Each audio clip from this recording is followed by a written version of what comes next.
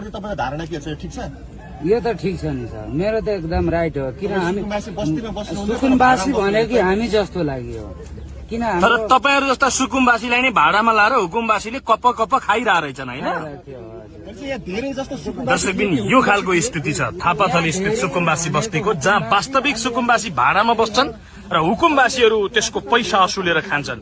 यसकारणले पनि बालेन शाह नेतृत्वको यो सरकारले जुन डोजर चलाइरहेको छ यसलाई अन्यथा भन्न मिल्ने स्थिति छ। यी अधिकांश टहराहरू जो भाडामा लगाइएका टहरा हुन् र बस्ने चाहिँ सुकुम्बासी जो वास्तवमा सुकुम्बासी हुन्, उनीहरू भन्छन् नि मान्छेलाई पैसाले कहिले पनि पुग्दैन भनेर।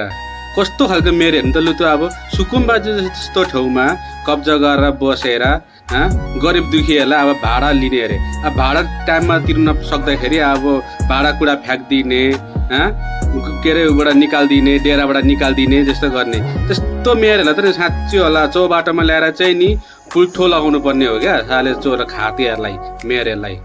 त्यो मेयरले गर्दा अरू मेयरहरूको बदनाम भइरहेछ क्या, अरू मेयरहरूको।